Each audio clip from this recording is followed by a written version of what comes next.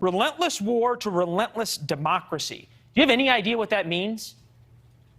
No, and I'm not sure Joe Biden does either. I agree with you on this speech. This is about as unremarkable as I've heard from an American president at the UN in a long time. He didn't say anything really that was new, and what you could maybe qualify as new didn't really mean anything. So it was a really poor performance, and that strikes me as significant. This is a huge opportunity for Biden to address the world. Some presidents have looked at this as the chance to give a State of the World speech, and he gave a 20 or 30 minutes of cliches.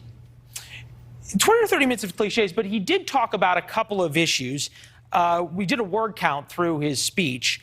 He mentioned COVID 9 times, climate 14 times, China 0 times. How do they read that in Beijing?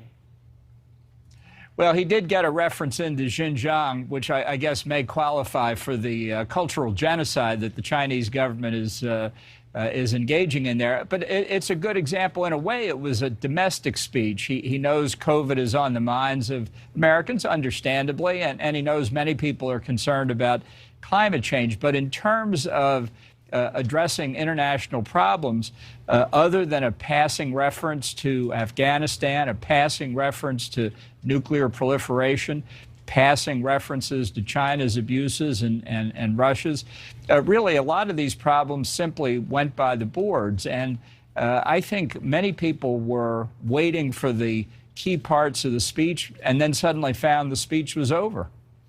One part caught our eye as it related to the use of U.S. military power. Take a listen. U.S. military power must be our tool of last resort, not our first. It should not be used as an answer to every problem we see around the world. Again, how do our adversaries see that? They say hallelujah. That's exactly what they want to hear. And it's a bromide anyway. Of course, nobody looks for conflict. The point of having a strong military and capabilities that we seek is for deterrence, to convince your adversaries that it will never be in their interest to use force against us or our friends or allies. So denigrating our own capabilities really doesn't get him any points with our adversaries, and I think confuses and worries our friends. Well, this, I think you'd agree, was in stark contrast to President Trump. Here was the former president, your old boss, in 2019. Take a listen. Wise leaders always put the good of their own people and their own country first. The future does not belong to globalists. The future belongs to patriots. We know how you feel about the former president. You wrote a book about it. But is there value in being that direct?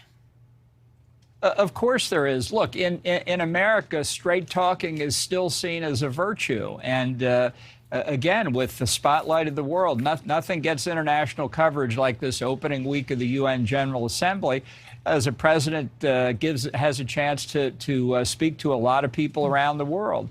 And the reaction in the General Assembly Hall isn't what you're looking for. It's the reaction internationally. George W. Bush used to talk about his speeches to the General Assembly as visits to the Wax Museum.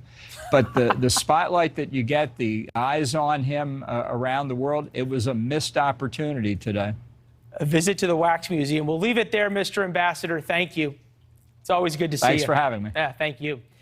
Turns out nearly everything we've heard about